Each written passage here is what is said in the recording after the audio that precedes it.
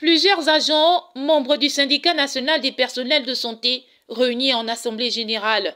Au moment où tout le pays entre progressivement dans une ère nouvelle, l'heure est à la restauration du centre hospitalier universitaire, Fondation Jani-Bouri. Restauration qui, pour l'antenne syndicale, passe par la mise à disposition du personnel de santé. Le personnel aujourd'hui est opprimé à Jani-Bouri. Beaucoup veulent partir, beaucoup sont même assis à la maison, ça fait plus de 2 ans. Et ce sont des agents qui sont payés par l'État.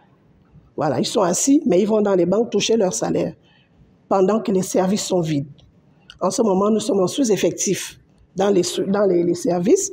On est obligé de prendre des sages-femmes qui ne sont pas formées pour les soins, pour les envoyer dans les services de soins. Pendant qu'il y a des agents, des infirmiers, le personnel de santé assis à la maison qui pouvaient faire ce boulot-là. Voilà pourquoi on tenait à ce qu'on se réunisse ce matin pour essayer d'évaluer, voir un peu ce qu'on pouvait faire, ce qu'il y avait à faire. À Jani-Bouri, il n'y a pas que le personnel qui serait mal géré. Sur la longue liste des griefs à faire à la direction, on peut citer le fait que le budget soit une donnée inconnue et la relation quasi inexistante entre elle et le syndicat.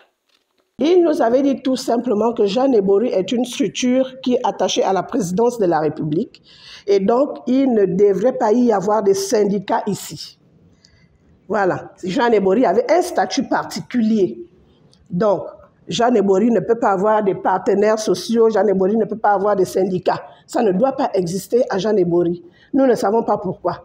Et pourtant, même dans des sociétés privées, il y a toujours des syndicats. Le syndicat, c'est pas pour, je ne sais pas, mais on ne sait pas dans quelle image la direction voit le syndicat.